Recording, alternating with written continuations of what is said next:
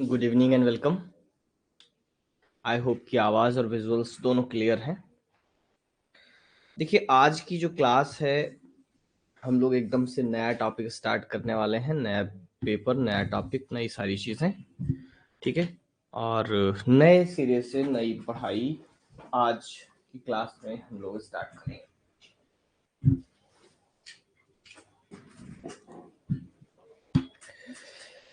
एक मिनट का समय लेंगे, थोड़ा सा वायर को हम कनेक्ट कर लें। एक्चुअली मुझे ये सब पहले करना चाहिए, लेकिन आज हम नहीं कर पाए।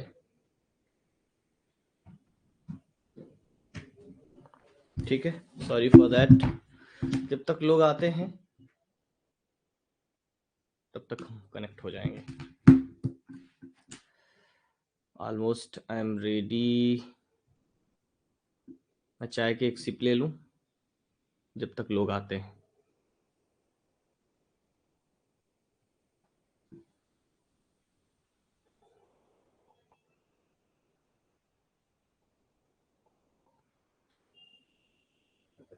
Okay, I am almost ready.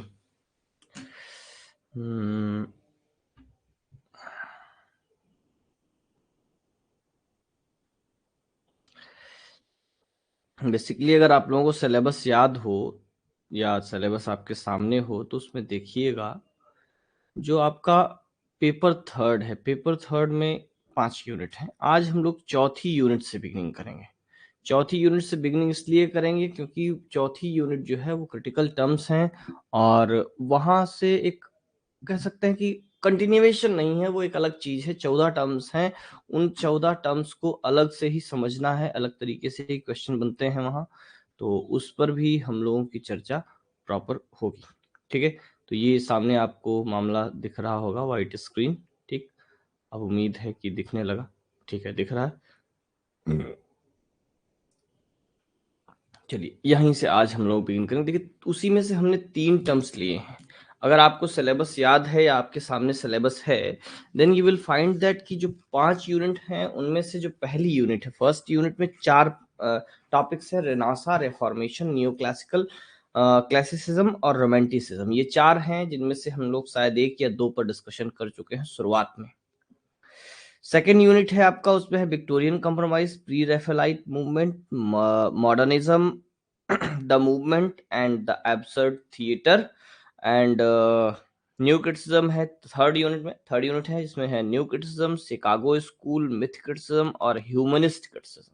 ठीक है, आफ्टर दैट यूनिट 4 जो है आपकी, जिसकी चर्चा आज हम लोग करने वाले हैं, ठीक है, उसमें लिखा है यूनिट 4। यही हम बात कर लें, यूनिट 4, पेपर 3, यहीं पर कंटिन्यू करते हैं, यूनिट 4। ठीक है, तो यूनिट 4 जो है उसमें आपको लिखा हुआ है कि क्रिटिकल टर्म्स। क्या लिखा है? क्रिटिकल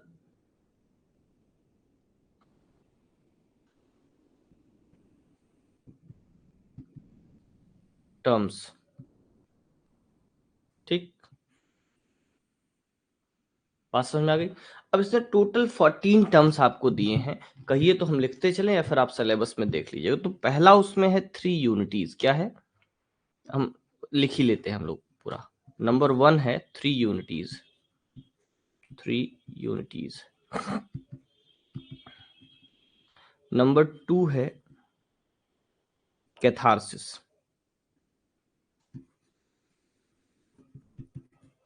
नंबर 3 है हेमर्सिया। नंबर 4 है negative capability.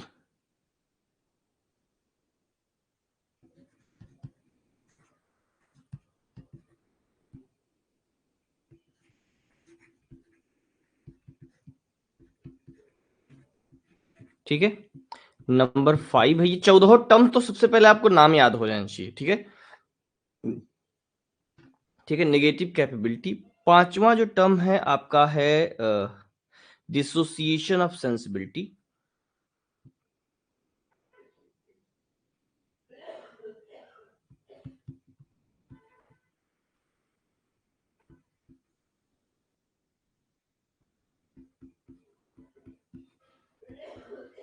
Dissociation of sensibility.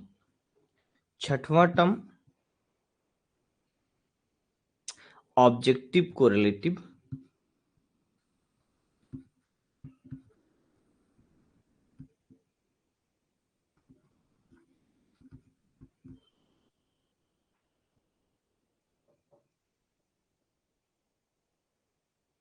Objective correlative, ठीक है। Number 7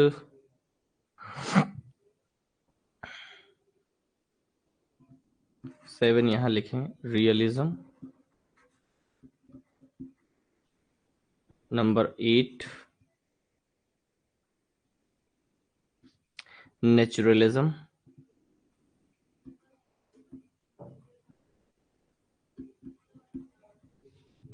number 9 symbolism.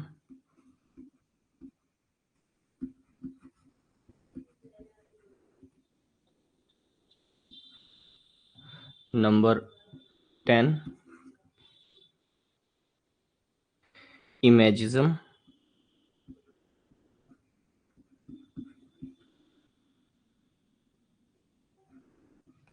नंबर 11, साथ में ऐसे लिखते जाइए जैसे हम लिख रहे हैं,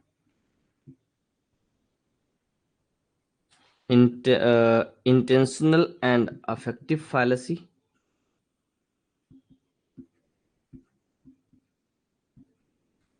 एंड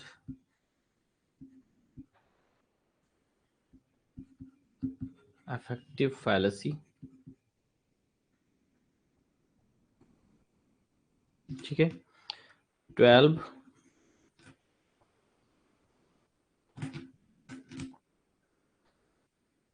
मैजिक रियलिज्म।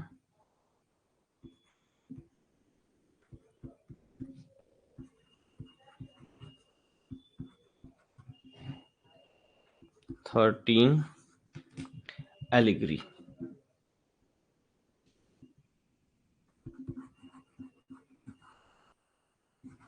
ये टोटल 14 टर्म्स आपके सिलेबस में दिए गए हैं। अब आप कह रहे हो 13 लिखे और हम 14 कह रहे थे। ये जो है 11 नंबर पे है, इसमें दो हैं, एक है इंटेंशनल फैलेसी, दूसरा है अफेक्टिव फैलेसी, ठीक है। अब इसके विषय में थोड़ा सा हम लोग समझ लेते हैं, तब एक एक पर चर्चा आगे बढ़ेगी। जरा देखिएगा, सबसे पहले 3 है, कौन कौन से?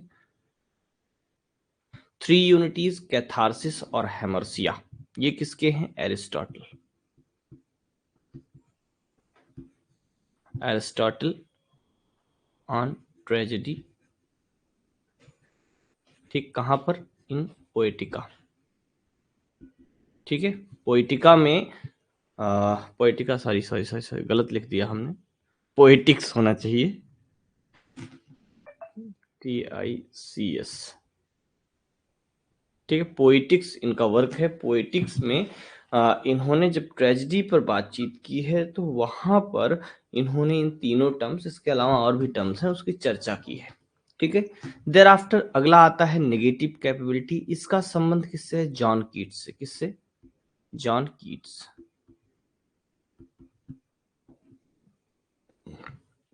डिसोसिएशन ऑफ सेंसिबिलिटी है, इसका संबंध जो है वो ST कॉलरिज से। किससे? ST कॉलरिज,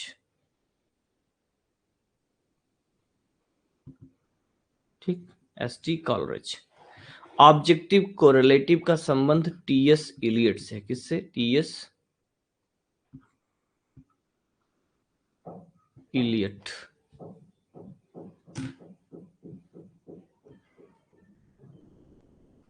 ठीक है। अब इसके बाद 4-5 इज्म है, ठीक है। ये रियलिज्म, ठीक है, सिंबॉलिज्म, इमेजिज्म, ये सारे के सारे क्या हैं? ये एक तरीके से आप कह लीजिए वाद है। क्या है? वाद। वाद के पहले आप हाइफन लगाइएगा। जैसे आपने सुना होगा समाजवाद, जैसे आपने सुना होगा साम्यवाद, जैसे आपने सुना होगा कि भक्तिवाद, ठीक है, अध्यात्मवाद। उसी तरीके से मतलब एक इंटेलेक्चुअल मूवमेंट्स हैं ये, ठीक है, ये चार जो हैं 7, 8, 9, 10 दीज आर इंटेलेक्चुअल मूवमेंट्स। इसके बाद आपको दो टर्म्स हैं, intentional fallacy and affective fallacy. तो इसका संबंध दो लोगों से है, ठीक है, विलियम विम्सार्ट एंड मॉनरे बियर्डस्ले। ठीक है, ये दोनों क्रिटिक हैं, जगह नहीं है लिखने की। ठीक है, मॉनरे बियर्डस्ले और विलियम विम्सार्ट। ठीक, ये दो 20th सेंचुरी क्रिटिक्स हैं। तो इन्होंने दो एसेज लिखे थे कोलैबोरेशन में, जिनका नाम था इंटेंशनल फैलेसी और दूसरा था अफेक्टिव फैलेसी। उसमें इन दोनों कॉन्सेप्ट्स की चर्चा इन लोगों ने की थी। इसके बाद मैजिक रियलिज्म है। मैजिक रियलिज्म की बात किसके संबंध में आती है? सलमान रुश्दी। ठीक है,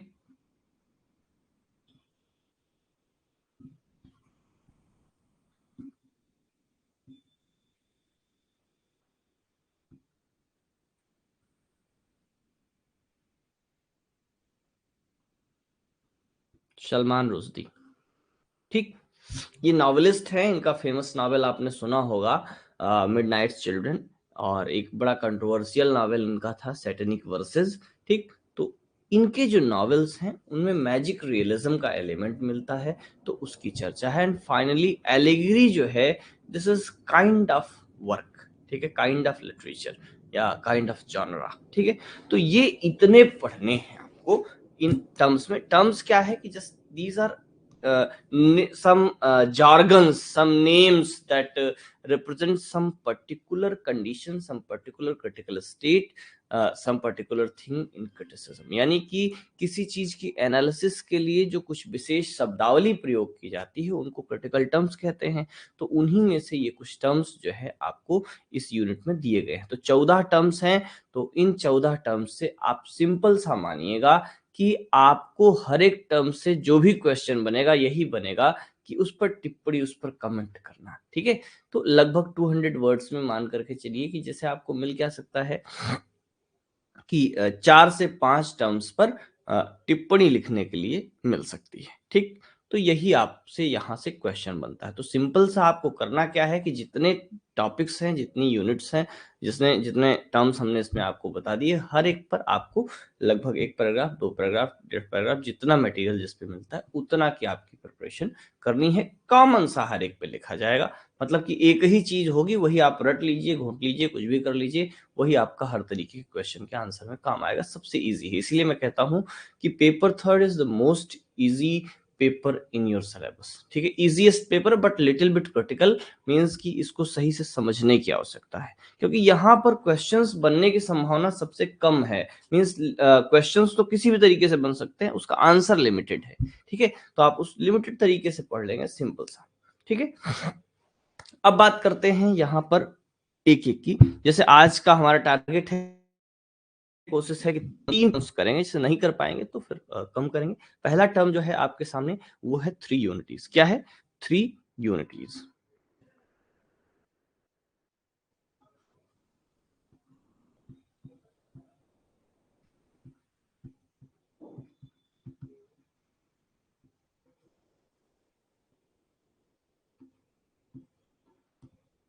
ठीक है, अब इसे आप 3 यूनिटीज कहिए, 3 यूनिटीज ऑफ ड्रामा कहिए, या 3 ड्रामेटिक यूनिटीज कहिए, ग्रीक यूनिटीज कहिए, जो भी क्लासिकल यूनिटीज कहिए, अरिस्टोटेलियन यूनिटीज कहिए, कुछ भी आप कहिए, इसके अलग अलग नाम है। ठीक है, ये 3 यूनिटीज हैं जो आपको यहाँ पर दी गई। 3 यूनिटीज कौन कौन सी हैं, मैं पहले उनका नाम लिख देता हूं। यूनिटी ऑफ एक्शन,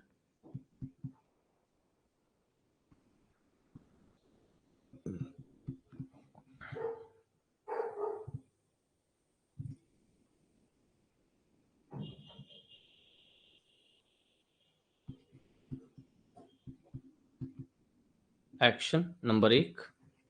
दूसरी यूनिटी क्या है? Unity of time.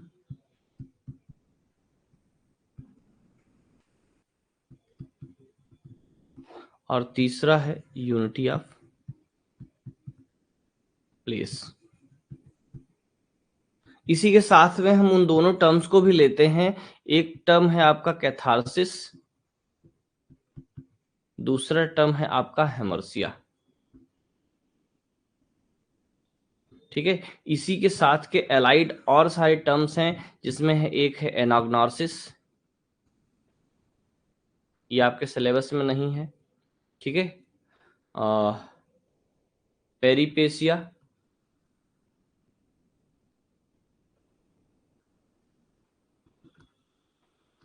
ठीक है, हेमर्सिया, एनाग्नोसिस, पेरिपेशिया, ये कुछ टर्म्स हैं, ठीक। तो इनके विषय में ये सारे के सारे जितना कुछ हैं ये कहाँ पर आते हैं, ऑल अपीयर्स इन अरिस्टोटल्स पोएटिक्स। कहाँ पर आते हैं, अरिस्टोटल्स बुक पोएटिक्स, ठीक है। इस पोएटिक्स में 26 चैप्टर्स हैं, कितने हैं, ठीक, 26 चैप्टर हैं। एंड फ्रॉम चैप्टर 5 टू 19, ठीक है, चैप्टर 5 टू 19 ये चैप्टर्स हैं, ठीक है। Chapter 5 to 19 Aristotle has discussed tragedy. क्या डिस्कस किया है, ट्रेजेडी को इसमें इन्होंने डिस्कस किया है। And he has discussed various aspects of tragedy in this work that is known as three unities, sorry, that is known as Poetics. तो Poetics के नाम से इसको जाना जाता है, ठीक है। और यहाँ पर उन्होंने ट्रेजेडी के विषय में खूब अच्छा खासा जो है डिस्क्रिप्शन दिया है, बहुत सारी बातें की है ट्रेजेडी के विषय में, ठीक है। और वहीं जहां पर ये ट्रेजेडी के विषय में बातचीत कर रहे हैं उसी में he talks about several terms, several things, and later commentators has discussed these terms in a vivid and clear manner, और वहीं से ये निकल करके सामने आता है, ठीक है। तो अगर आपको याद हो, पहले कभी हमने ट्रेजेडी की डेफिनेशन बताई थी शुरुआत में, तो हमने ये बताया था कि ट्रेजेडी इज एन इमिटेशन। यहीं पर सबसे पहले हम लोग लिख लेते हैं ट्रेजेडी की डेफिनेशन, क्योंकि उससे थोड़ा सा समझना इजी हो जाएगा चीजों को, ठीक। डेफिनेशन ऑफ ट्रेजेडी या ट्रेजेडी, ठीक है। ये ट्रेजेडी की क्या डेफिनेशन है इसको आप लिख लीजिए अकॉर्डिंग टू एरिस्टोटल। एरिस्टोटल इसकी डेफिनेशन क्या कहते हैं, ठीक है, लिख लिए। हम बोल रहे हैं ट्रेजेडी इज एन इमिटेशन, क्या है, हम कलर बदलते हैं, tragedy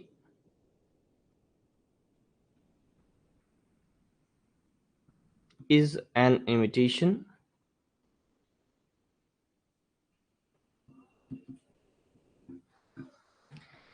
of an action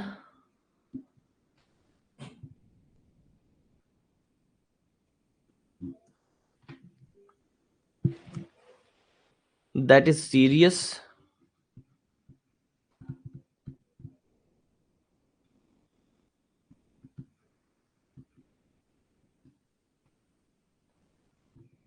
comma, complete,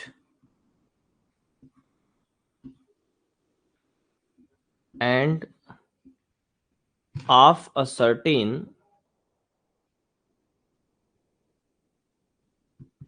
magnitude,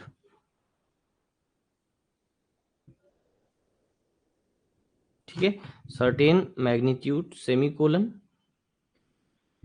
in language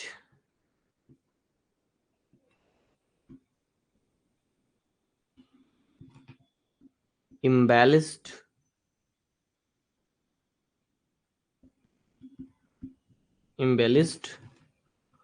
with each kind of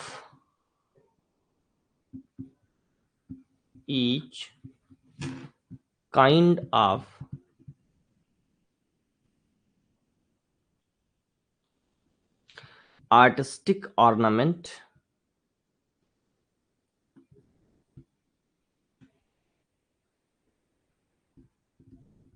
ठीक है, artistic ornament, comma, the several kinds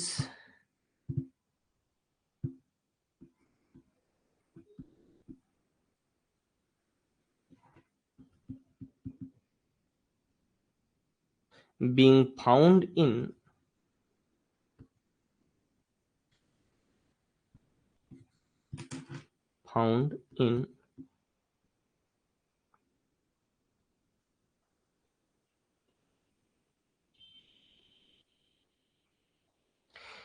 separate parts of the play.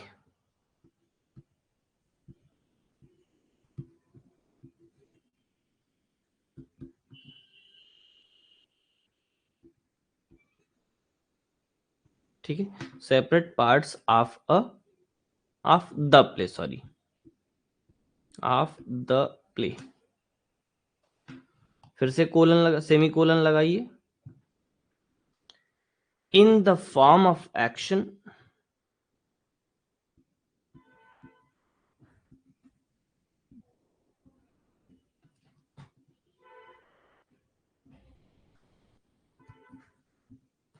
in the form of action, comma, not narrative,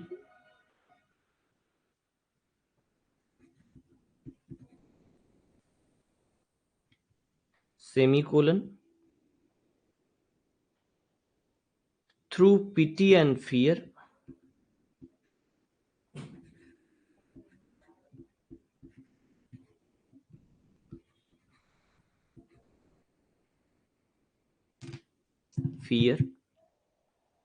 affecting the proper purgation,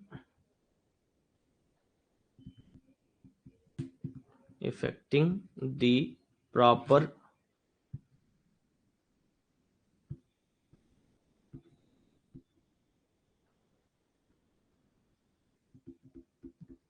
purgation of these emotions, of these emotions। ये हुआ full stop, और ये है पूरी की पूरी definition of tragedy according to Aristotle. अगर आप एक बार इस डेफिनेशन को प्रॉपरली समझ लेंगे तो अरिस्टोटल का कॉन्सेप्ट क्या है, अरिस्टोटल कहना क्या चाहते हैं, ये आपको बातें क्लियर हो जाएंगी सब। अब मैं यहाँ पर कुछ चीजें अंडरलाइन करता हूं, उन्हीं पर हम लोग ज्यादा फोकस रखेंगे। एक पहली बात क्या है, इमिटेशन, ठीक है। दूसरा क्या कह रहे हैं कि action that is serious, complete and of certain magnitude, ठीक है। आगे लैंग्वेज के विषय में बता रहे हैं कि इम्बेलिस्ड, ठीक है। फिर आगे क्या कह रहे हैं, separate parts in the play and form of action. अच्छा, आगे यहाँ पर लिखिएगा in the form of action not narrative, ठीक है। और इसके बाद अंडरलाइन करिएगा पिटी एंड फियर, ठीक है। और उसके बाद है वर्ड परगेशन, और उसके बाद है इमोशन, ठीक है। इतना अंडरलाइन कर लिया, उम्मीद है लिख चुके होंगे।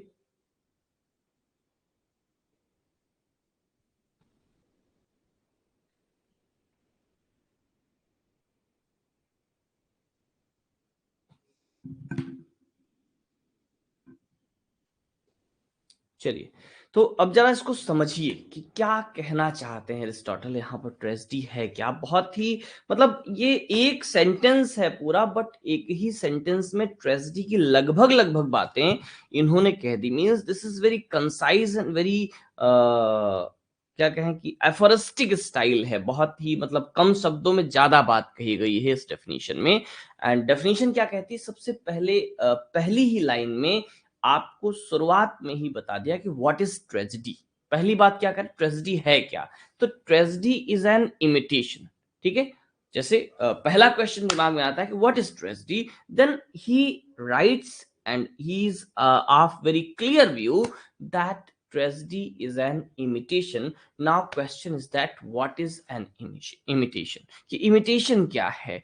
इमिटेशन का मतलब हुआ किसी चीज को कॉपी करना, इमिटेट करना, टू मिमिक, ठीक है। किसी चीज की नकल उतारना, किसी चीज की नकल करना इज काइंड ऑफ इमिटेशन, ठीक है। तो नकल करना क्या है, इमिटेशन। और ट्रेजेडी क्या है, एक नकल है। अब सवाल ये है कि अगर नकल है, इमिटेशन है, तो किसका इमिटेशन है। तो आगे इसी का जवाब देते हैं, ऑफ एन एक्शन। किसका इमिटेशन है, एक्शन का, क्रियाकलापों का, ठीक है। अब क्रियाकलाप और कार्य कई प्रकार के हो सकते हैं, तो अब उसको भी जस्टिफाई किया, क्लियर किया और नैरो डाउन किया कि वो एक्शन कैसा है, and that is serious action is purely serious action and is very complete action, ठीक है। और कैसा एक्शन होगा? सीरियस होगा, कंप्लीट होगा, और उसके साथ साथ एक सबसे बड़ी चीज क्या होगी? आप सर्टेन मैग्नीट्यूड, ठीक है, उसमें एक विशेष प्रकार की गंभीरता होगी, एक सर्टेन काइंड ऑफ मैग्नीट्यूड होगा, ठीक है। बात समझ में आ गई? तो एक पहला एस्पेक्ट जो बात की उन्होंने, एक पहली बात इतने में कर ली, tragedy is an imitation of an action that is serious, complete and of certain magnitude. यहां पर कोलन लगा दिया, डेफिनेशन का एक हिस्सा आपको पूरा कर दिया कि ट्रेजेडी है क्या। ट्रेजेडी एक इमिटेशन है किसका? किसी सीरियस, कंप्लीट और मैग्नीट्यूड एक्शन का इमिटेशन है। क्लियर? एक ऐसे एक्शन का इमिटेशन है जो कि सीरियस है, गंभीरता से भरा हुआ है। सेकंड थिंग इज दैट जो कंप्लीट है, ऐसा नहीं है इनकम्प्लीट कोई एक्शन है उसको कॉपी कर रहा है, नहीं, कंप्लीट एक्शन होगा। कंप्लीटनेस का मतलब क्या है? कंप्लीटनेस का मतलब है कि उसमें सारे पार्ट्स होंगे। क्या होंगे? उसमें बिगिनिंग भी होगी, स्टार्टिंग भी होगी, राइजिंग एक्शन भी होगा, उसमें टॉप भी होगा, फॉलिंग एक्शन भी होगा, और अंत में क्लाइमेक्स भी होगा। बात समझ रहे हैं? मतलब पूरी होगी कहानी, कहानी अधूरी नहीं होगी, पूरी कहानी होगी, पूरा एक्शन होगा, बिगिनिंग होगी, उसमें पीक आएगा और डाउनफॉल आएगा, राइजिंग एक्शन होगा, फॉलिंग एक्शन होगा, और ट्रेजिक डाउनफॉल होगा, that is the climax of tragedy, ठीक है। तो और उसमें एक खास बात और है, कैसा है? मैग्नीट्यूड। उस एक्शन में अपना एक मैग्नीट्यूड है, एक गंभीरता है। क्लियर? आगे बढ़ेंगे दूसरे पार्ट पर। अब भाई ट्रेजेडी है, लिटरेचर है, तो उसमें लैंग्वेज का इस्तेमाल होगा, ठीक है। Then what kind of language should be used? Then he is answering that the language of tragedy must be embellished, ठीक है। भाषा कैसी होनी चाहिए? बहुत उच्च कोट की, एकदम सजावट से सजी हुई भाषा होनी चाहिए, इम्बेलिस्ड लैंग्वेज होनी चाहिए, बहुत ही बेहतरीन भाषा, एकदम भाषा और शैली बहुत अच्छी होनी चाहिए, ठीक है। और कैसे एम्बेलिस्ड हो? With each kind of artistic ornaments. तो भाषा के जितने ऑर्नामेंट्स होते हैं, जितने आभूषण होते हैं भाषा के, उन सभी आभूषणों से, सभी ऑर्नामेंट से सजी हुई लैंग्वेज होनी चाहिए किसकी? ट्रेजेडी की। और वो जो एम्बेलिशमेंट है, जो ऑर्नामेंट्स हैं, वो कहां पर मिलेंगे? जरूरी नहीं है कि एक ही सेंटेंस में सब मिल जाए, एक ही सीन में मिल जाए, नहीं, वो ड्रामा के अलग अलग पार्ट में पाए जाएंगे। तो वो जो ऑर्नामेंट्स हैं कहाँ होंगे? The several kinds being found in separate parts of the play, ठीक है। जो प्ले है उसके सेपरेट पार्ट्स में सेवरल काइंड्स ऑफ जो ऑर्नामेंट्स हैं वो पाए जाएंगे। मींस लैंग्वेज जो है एकदम एम्बेलिस्ड, हाई क्वालिटी लैंग्वेज, बहुत परिष्कृत भाषा और एकदम शानदार सुसज्जित भाषा होनी चाहिए, ठीक है। तो दो बातें होंगी भाई, ठीक है। अब एक पहला तो ये हुआ कि ट्रेजेडी क्या है, दूसरा फिर ये कहा कि भाई लैंग्वेज कैसी होनी चाहिए। अब कह रहे हैं भाई ट्रेजेडी कैसी कैसी हो सकती है, उसका जॉनरा क्या होगा, उसका स्ट्रक्चर क्या होगा। तो वहां पर भी रेस्ट्रिक्शन इन्होंने लगाई। क्या रेस्ट्रिक्शन लगाई? कि ये जो इमिटेशन है, ये जो लिखा गया है, ये जो ट्रेजेडी है, वो किसमें होगी?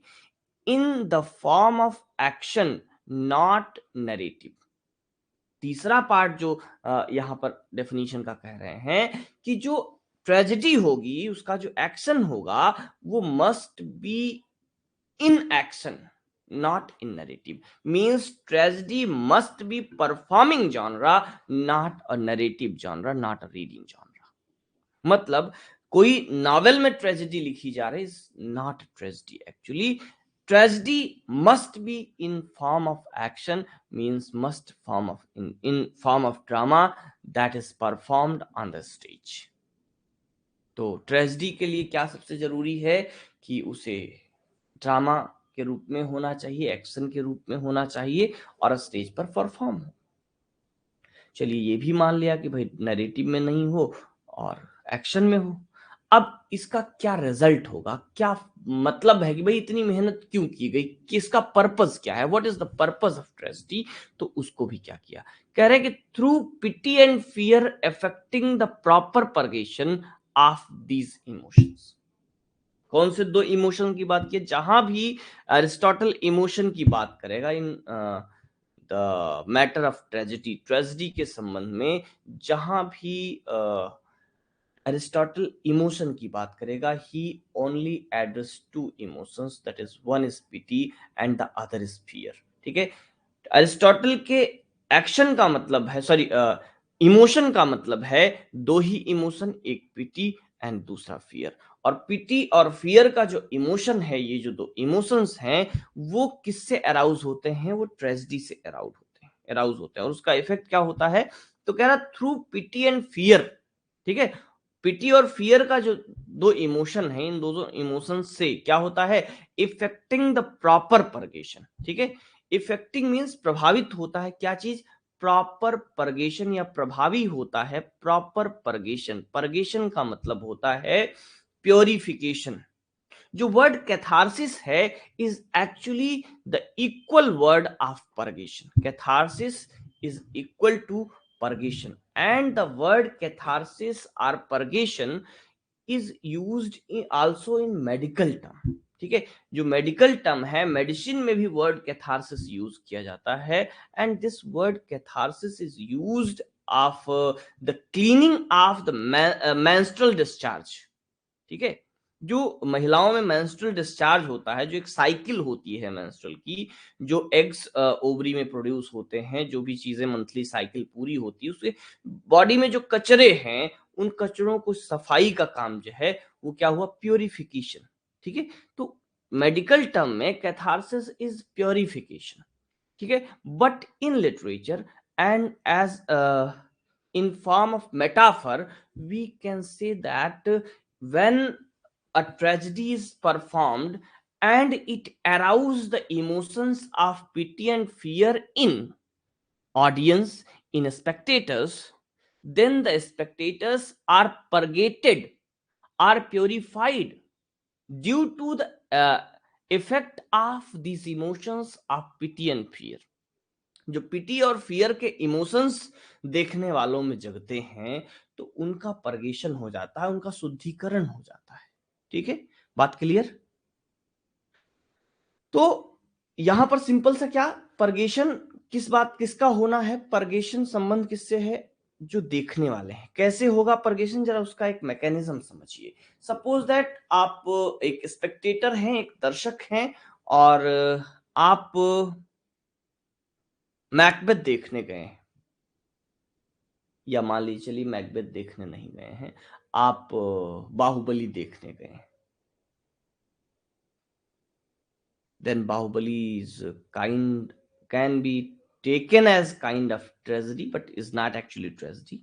ठीक है, लेकिन अगर हम लोग भल्ला के नजरिए से देखें, तो उसको हम ट्रेजेडी मान लें। ठीक है, तो वहां पर भल्लाल देव के संबंध में एक समस्या है। क्या समस्या है, कि he is an evil person. तो वहां पर एक जो दर्शकों के अंदर फियर और पिटी की भावना जगती है, कि if we have some flaws, if we have some wrong ways, that we will be punished and our doomed and downfall is sure। या फिर आप मैकबेथ का ही एग्जांपल लीजिए, कि अगर आप मैकबेथ देखने बैठे हैं, then you will feel that कि Macbeth appears very ideal person, very good person, but he has a flaw, and this flaw is hemersia actually। ठीक है, तो हेमरसिया जो है, जो एक ट्रेजिक फ्ला है उसके, जो हीरो है उसके अंदर, hero is actually hero, but he meets his tragic downfall, he meets his tragic Doom just only because he has some hemersia, he has some tragic flaw। उसके अंदर कोई एक कमी है। ठीक है, वो कोई भी कमी हो सकती है, जैसे excess of ambition in the matter of Macbeth, delay of judgment in matter of Hamlet, adherence to the power in matter of King Lear। तो अलग अलग ट्रेजिक हीरो का अलग अलग कॉज हो सकता है, ठीक है, अलग अलग रीजन हो सकता है, अलग अलग फ्लॉ हो सकता है, ठीक है। तो हीरो के अंदर एक ट्रेजिक फ्लॉ होगा जिसकी वजह से वो कहाँ जा रहा है, ही मीट्स हिज डाउनफॉल, ठीक है, वो अपने डाउनफॉल की तरफ जा रहा है। और उसका ये जो डाउनफॉल है that creates emotions of pity and fear in the mind and heart of the spectators. जो स्पेक्टेटर्स हैं उनके माइंड और हार्ट में जो एक पिटी एंड फियर का इमोशन अराउज होता है, उसका रिजल्ट क्या होता है, उसका रिजल्ट ये होता है कि जो स्पेक्टेटर्स हैं वो इस बात की सीख लेकर के जाते हैं, वो इस बात की मॉरल एजुकेशन लेकर के जाते हैं, प्योर होकर के जाते हैं, प्योरीफाई होकर के जाते हैं, अपने अंतःकरण को शुद्ध करके जाते हैं, दैट की they should remain away from such kind of flaws, such kind of hamartias in their life, ठीक है। अपने लाइफ में उस तरीके के हमरसिया, उस तरीके के ट्रेजिक फ्ला से दूर रहना चाहिए। ये टीचिंग लेकर के जाते हैं, ये मॉरल एजुकेशन लेकर के जाते हैं, और उनका क्या होता है, एक तरीके से प्योरिफिकेशन होता है। तो this purification is actually purgation, and this purgation and purification is actually another name for catharsis, ठीक है। तो वर्ड कैथारसिस जो है वो किसके संबंध में है, word catharsis is related to the audience or the spectators, जो दर्शक हैं ड्रामा के, उनके संबंध में है। तो जो परगेशन होता है या कैथारसिस होता है, किसका होता है, जो स्पेक्टेटर्स होते हैं। और क्यों होता है, because of the arousal of two emotions, pity and fear, ठीक है। पिटी और फियर के दो इमोशंस की वजह से जो स्पेक्टेटर्स हैं उनका परगेशन होता है। क्लियर है, ठीक है। इतने में कहीं कोई डाउट जरा कहिएगा। ये ट्रेजेडी की डेफिनेशन समझ में आई, और उसमें नीचे परगेशन की क्या बात कह रहे हैं, क्यों परगेशन हो रहा है, एंड परगेशन प्योरिफिकेशन क्या है, ये कैथारसिस क्या है, समझ आया।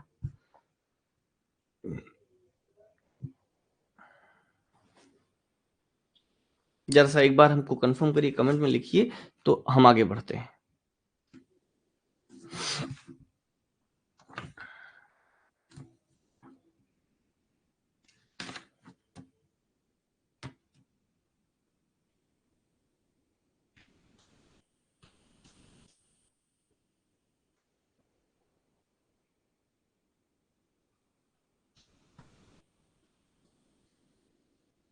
ओके, ठीक है, तो आगे बढ़ते हैं।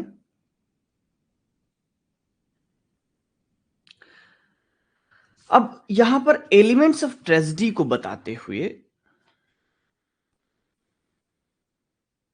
जब एरिस्टोटल ने एलिमेंट्स ऑफ ट्रेजेडी पर चर्चा की, किस पर चर्चा की, एलिमेंट्स ऑफ ट्रेजेडी पर। तो एलिमेंट्स ऑफ ट्रेजेडी पर चर्चा करते हुए एरिस्टोटल ने बताया कि that there are several elements of tragedy out of which there are some. क्या क्या है, एक जो है क्या है, सबसे foremost, first and foremost element is plot, ठीक है। First and foremost element of tragedy क्या है, first and foremost element is plot, ठीक है, बात क्लियर। दूसरा क्या है, कैरेक्टर। अब इन्हीं दोनों से रिलेटेड है क्या चीज, आपके बाकी के दो टर्म, ठीक है। प्लॉट से रिलेटेड क्या है, प्लॉट से रिलेटेड है यूनिटीज,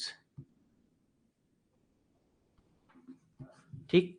और कैरेक्टर से रिलेटेड है ट्रेजिक हीरो, और ट्रेजिक हीरो से रिलेटेड क्या है, हेमरसिया, ठीक है। ट्रेजिक हीरो से क्या रिलेटेड है, हेमरसिया रिलेटेड है। क्लियर। अब जरा इसको भी समझते हैं कि व्हाट आर दीज थिंग्स, ठीक है। अब यूनिटीज की बात करें, मुझे नहीं समझ आया, क्या नहीं समझ में आया वो सवाल करिए, ठीक है।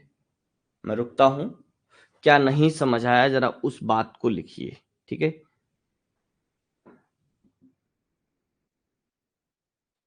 कुल मिलाकर के डेफिनेशन में हमने 4 बातें की हैं। एक बात कहाँ से कहाँ तक है, ट्रेजेडी से लेकर के मैग्नीट्यूड तक है। दूसरी बात कहाँ से है, लैंग्वेज से लेकर के separate parts of the play तक है। तीसरी बात है the form of action not in narrative. और चौथा हिस्सा जो है वो है पिटी एंड फियर से लेकर के दीज इमोशन तक, और इसी में परगेशन और प्योरिफिकेशन की बात आती है। ठीक है, यहीं से हमने आपको क्लियर करने की कोशिश की है कि परगेशन और प्योरिफिकेशन या कैथारसिस का संबंध है किससे। ठीक, तो जल्दी से हमें बताइए क्या इसमें से नहीं समझ आया। परगेशन, प्योरिफिकेशन समझ आ रहा है? देखिए, परगेशन या प्योरिफिकेशन या कैथारसिस का सीधा और सरल मतलब हुआ शुद्धिकरण, प्योरिफिकेशन, पवित्र हो जाना। ठीक है, literally or initially specially in medical terms catharsis is related to purification of the menstrual cycle of women। महिलाओं की जो मेंस्ट्रुअल साइकिल होती है, ठीक है, हर महीने उनकी ओवरी से 2 अंडे निकलते हैं और मंथ तक जो है उसमें स्पर्म्स का वेट करते हैं। देयर आफ्टर वो एक लेयर के साथ, ओवरी की एक लेयर के साथ वो जो एग्स होते हैं वो बाहर निकल जाते हैं। That is the purification. ठीक है, this is actually catharsis in medical terms. ठीक, बट लिटरेचर में तो ऐसी कोई चीज है नहीं। तो लिटरेचर में this thing is related to the spectators of a play that is particularly tragedy. ठीक है, कि एक ट्रेजेडी के दर्शकों के साथ क्या इफेक्ट होता है ट्रेजेडी का, उसकी चर्चा कहते हैं। मीन्स कि ट्रेजेडी के साथ ये जरूरी है कि प्योरिफिकेशन ऑडियंस का होना चाहिए, तभी ट्रेजेडी अपने आप में परफेक्ट है, तभी ट्रेजेडी की पूर्णता कही जाएगी। ठीक है, तो यहां पर होता क्या है कि ट्रेजेडी का अल्टीमेट रिजल्ट क्या है। ट्रेजेडी का अल्टीमेट रिजल्ट ये है कि जो देखने वाले दर्शक हैं उनके हृदय में, उनके दिल में, उनके मन में जो भाव दो भाव उठेंगे। एक पिटी का उठेगा, दूसरा फियर का, एक भय, एक दया, करुणा। ठीक है, क्यों होगा? Because of the flaws in the tragic hero. Because hero is an ideal person. Hero जो होता है वो एक आइडियल पर्सन होता है सोसाइटी के लिए, लोगों के लिए। ठीक है, and he has lot of good qualities. Because of these good qualities he is loved by all। Macbeth is loved and praised by all because of his bravery। He is praised and awarded by the king. He is uh, loved by all the countrymen. But he has one tragic flaw, that is hamartia, and this tragic flaw is excess of ambition। ambition की अधिकता, ambition की जो अधिकता है वो tragic flaw है। और उस एक ट्रेजिक फ्लॉ की वजह से, एक गलती की वजह से होता क्या है उसके साथ सॉरी,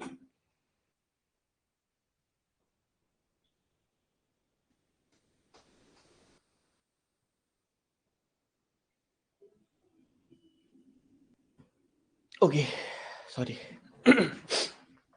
हाँ, तो उस एक गलती की वजह से, उस एक फ्लॉ की वजह से वो फाइनली डेथ होती है उसकी। ठीक है, थोड़ा सा कुछ श्योर नहीं, बाय द वे, चलिए ठीक है। तो उसकी डेथ होती, क्यों होती? Because of tragic flaw. ठीक है, तो वो जो ट्रेजिक फ्लॉ उसके अंदर है, उस ट्रेजिक फ्लॉ को देख करके जो ऑडियंस हैं उनके मन में, उनके दिल में दो इमोशंस जगते हैं। क्या दो इमोशंस? एक पिटी का इमोशन, दूसरा फियर का इमोशन। और इन दो इमोशंस की वजह से जो ऑडियंस हैं उनका प्योरिफिकेशन हो जाता है, उनका शुद्धिकरण हो जाता है। और ऑडियंस का यही purification due to the arousal of pity and fear, और we can say that due to the arousal of emotions of pity and fear, the spectators of a tragedy is purgated, is purified, और उनकी catharsis हो जाती है। ठीक है, तो ये जो कैथारसिस है, this is the ultimate result of a tragedy. ठीक है, और इसका संबंध किससे है? इसका संबंध स्पेक्टेटर से है, देखने वालों से है। This is not related to any character of the drama. ठीक है, ड्रामा के प्लॉट या कैरेक्टर से इसका कोई संबंध नहीं है। दूसरा जो है आपके सामने, वो क्या है? प्लॉट है। और तीसरा एक हमने रखा कैरेक्टर है। कैरेक्टर में क्या हमने कहा? ट्रेजिक हीरो है। और ट्रेजिक हीरो से संबंधित एक जो टर्म दिया इन्होंने, वो कहा कि हेमर्सिया, और वही hamartia that leads to tragic doom and that arouse the emotions of pity and fear. ठीक है, तो वो जो एक कमी है, एक गलती है, that is the tragic flaw. ठीक है, clear? For example in Macbeth the tragic flaw is, the hamartia is excess of ambition. ठीक है, तो एम्बिशन का जो एक्सेस है वो क्या है? वो एक हेमर्सिया है, वो एक ट्रेजिक फ्लॉ है। क्लियर? जरा लिखिएगा आप, क्योंकि ये थियोरेटिकल कॉन्सेप्ट्स हैं, इसमें चीजें मतलब केवल रटने से काम नहीं चलेगा। रटेंगे चीजें भूल जाएंगे, कॉन्सेप्ट समझ में आना चाहिए, इसलिए थोड़ा सा कम्युनिकेशन हो जाए, इसलिए मैं थोड़ा थोड़ा रुक रुक करके बातचीत करके पढ़ाऊंगा। चलिए बात आगे चलते हैं। तो दो बातें हम लोगों ने समझी। अभी इसको लिखना कैसे है, क्या लिखना है, उस पर भी चर्चा अलग से करेंगे। ठीक है, अगर नहीं हो पाएगा तो एक क्लासेस पर और करेंगे, बिकॉज बहुत बेहतरीन टॉपिक है, बहुत अच्छा टॉपिक है। ठीक है, तो आगे देखिएगा। तो अब बात करते हैं थ्री यूनिटीज की। यूनिटीज क्या है? यूनिटी का मतलब है कि एकत्व। ठीक है, जुड़ाव। और तीन यूनिटीज की बात की गई। कौन कौन सी यूनिटीज की बात की गई? एक को कहा गया यूनिटी ऑफ एक्शन, दूसरे को कहा गया यूनिटी ऑफ टाइम, तीसरे को कहा गया unity of place. These are mentioned while discussing the plot structure of a tragedy. ठीक है, ट्रेजेडी के प्लॉट को डिस्कस करते हुए अरिस्टोटल ने इन थ्री यूनिटीज के विषय में जिक्र किया। But these unities were not known until or unless 1570। 1570 तक इन यूनिटीज की कोई चर्चा नहीं थी। ठीक है, तो 1570 में कैसे हुई? तो 1570 में एक सज्जन थे जिनका नाम था लोडोविको। क्या नाम था? नाम यही लिखिएगा, that is very important thing. ठीक है, यही नाम लिखिए, लोडोविको।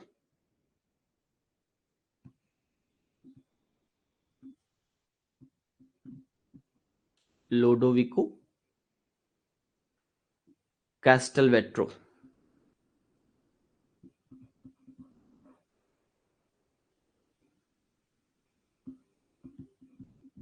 कैस्टलवेट्रो, CASTELVETRO।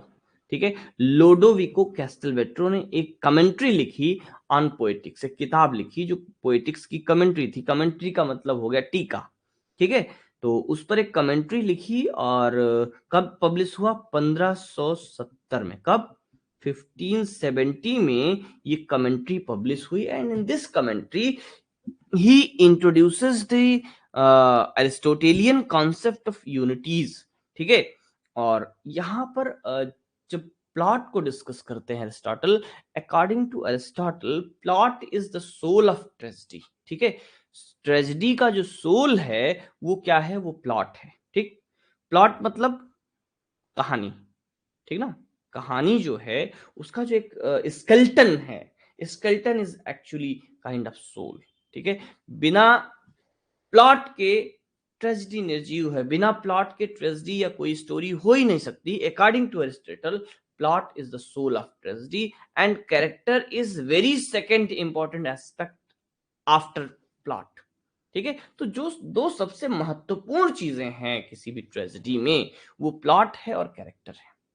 ठीक है, और प्लॉट के लिए उन्होंने क्या कहा? भाई प्लॉट दो तरीके के हो सकते हैं। क्या हो सकते हैं? प्लॉट क्या हो सकता है? प्लॉट कैसा हो सकता है? दो तरीके का हो सकता है। कैसा? एक सिंपल प्लॉट हो सकता है, ठीक है। दूसरा क्या हो सकता है? कॉम्प्लेक्स प्लॉट हो सकता है।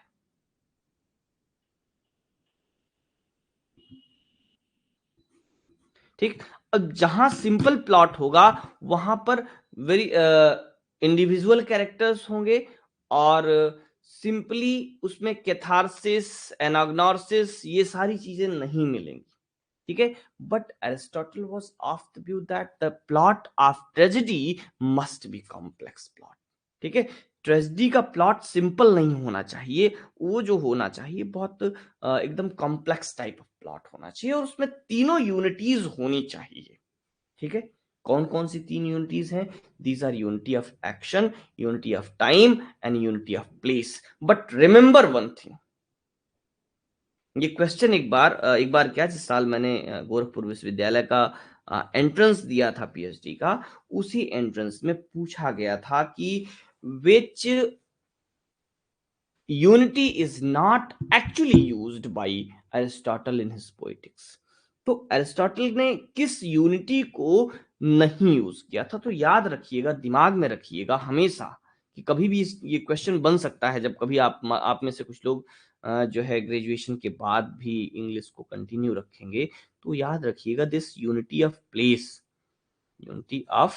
Place is was deducted from unity of time, ठीक है।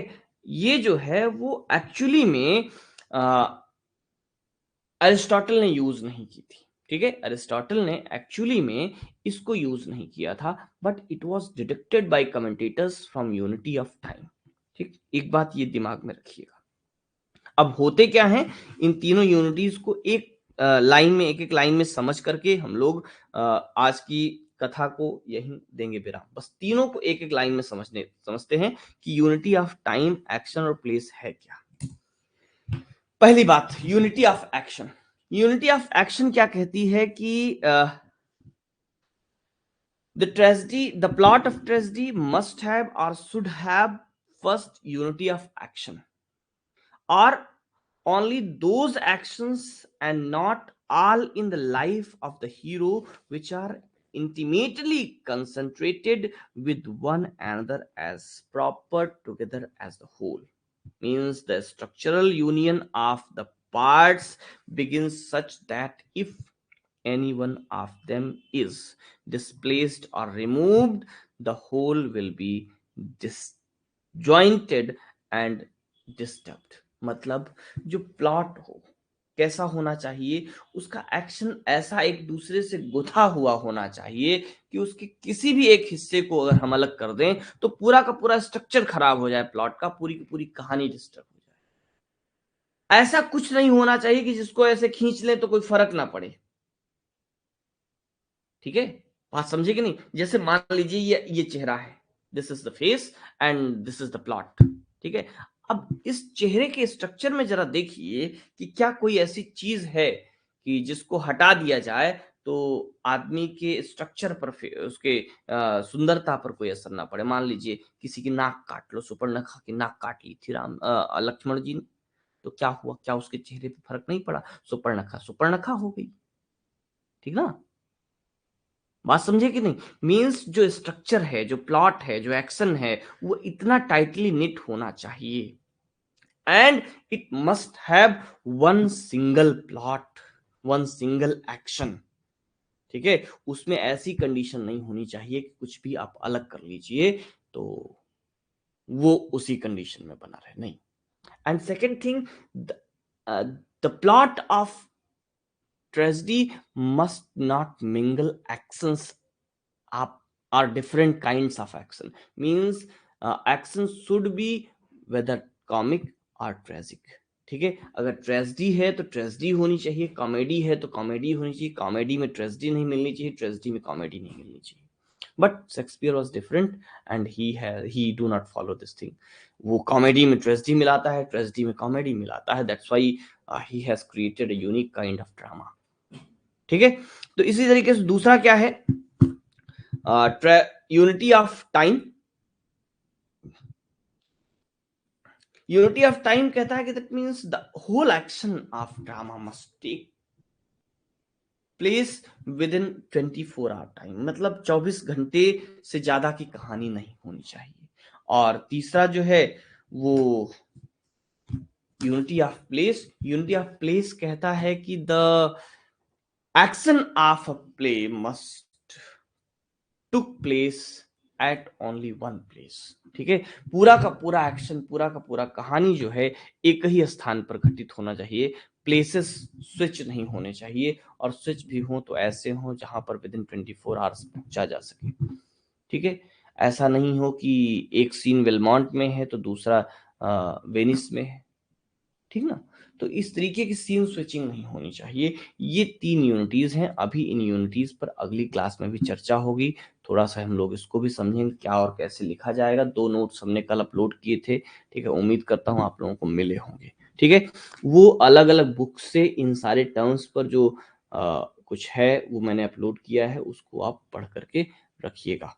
ठीक है, बाकी की चर्चा हम लोग आगे करेंगे। आज के लिए इतना ही, मिलेंगे कल की क्लास में, और कल के बाद शायद 10 तारीख को मिलेंगे। तो कल की क्लास होगी शाम 7:30 बजे। आज के लिए इतना ही, चलते हैं, नमस्कार, जय हिंद। लेकिन चलने से पहले 1 मिनट का फिर से समय आपको देते हैं कि अगर कहीं कोई क्वेश्चन, कोई डाउट आपके मन में है, कुछ कहना चाहते हैं, फटाफट से पूछ लो, तब हम जाएं। नहीं है तो आप हमको इशारा करिए और हम क्लास को समअप करेंगे।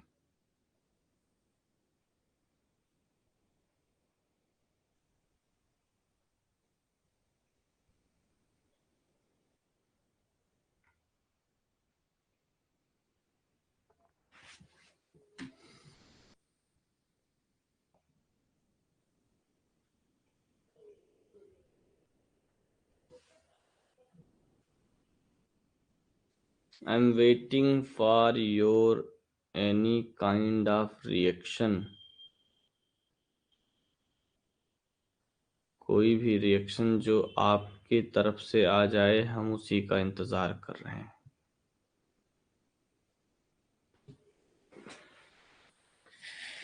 Sir, does hamartia mean tragic flaw? हाँ, हेमरसिया का मतलब ही ट्रेजिक फ्ला होता है।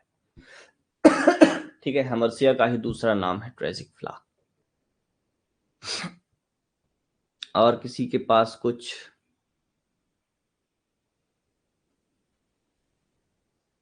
अभी इस पर आगे चर्चा, अभी तीनों टर्म्स पर चर्चा कल भी करेंगे। ठीक है, तीनों को एक साथ इसलिए लेके चल रहे हैं क्योंकि तीनों जो है इंटर रिलेटेड हैं। ठीक, कल थोड़ा सा और अलग अलग करेंगे, आज पूरा समझाने की कोशिश हमने की। ठीक, कल थोड़ा सा अलग अलग करेंगे। ठीक है, जल्दी से, और किसी का कोई क्वेश्चन, कोई डाउट?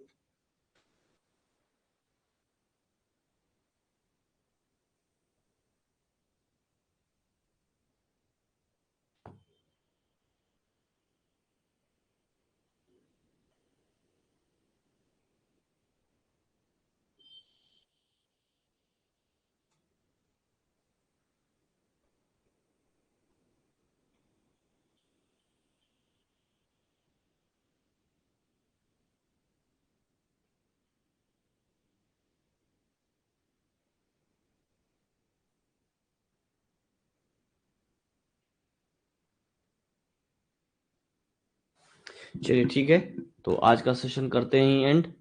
नमस्कार, जय हिंद, बाय बाय, गुड नाइट।